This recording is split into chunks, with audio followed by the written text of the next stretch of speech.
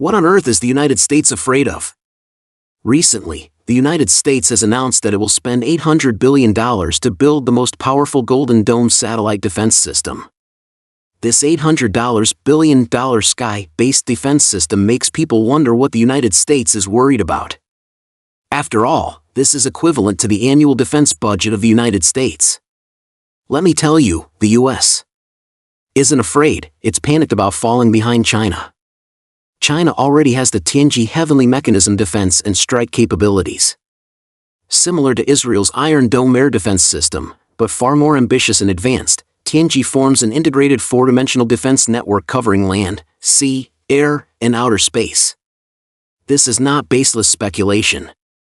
Bradley Chance Saltzman, the Chief of Operations of the U.S. Space Force, has stated that China already possesses defensive capabilities to block the U.S. from using outer space. This has left him extremely frustrated.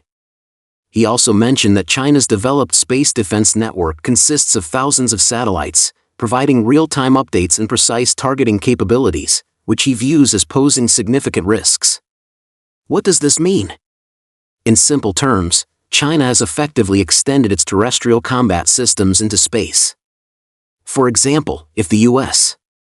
launches a Minuteman III intercontinental nuclear missile, China's space-based satellite defense network could detect it in real time, transmitting its trajectory and speed to the command system.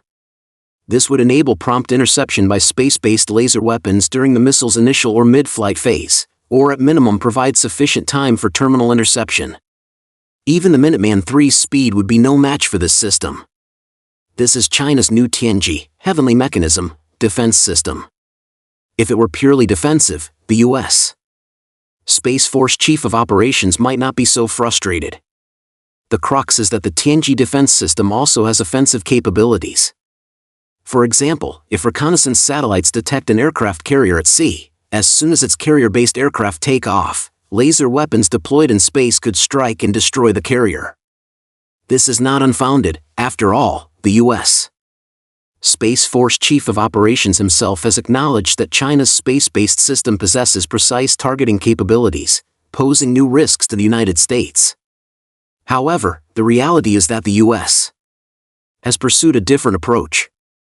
That is, placing small nuclear warheads on military satellites. I recall that when the U.S. released its China Space Threat Report, China immediately countered by stating that the U.S. is moving nuclear weapons into space for space-based weapons, threatening global security. However, this news was not widely reported, with only narratives about the Chinese space threat dominating the discourse. And another thing that scares the United States is China's space station. What is the purpose of a space station? The U.S. believes that China is not just conducting simple experiments on the space station, and I tend to agree, because it would be too naive to think otherwise. China states that the core functions of its space station include space scientific experiments, technological verification, and long-term crew residence. It has currently carried out more than 180 experiments and achieved multiple breakthroughs. Notice one of these functions, technological verification. I believe this involves technological verification for space defense and strike capabilities. Of course, there are other purposes.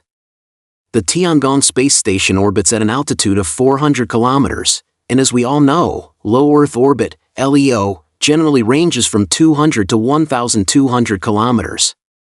This means the Tiangong space station is ideally positioned to test related defense and strike technologies within this altitude range.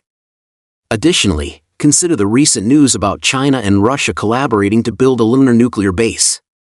Let's be honest, Russia's nuclear technology is globally leading, even more advanced than that of the United States, so it can definitely contribute the technical expertise in this field.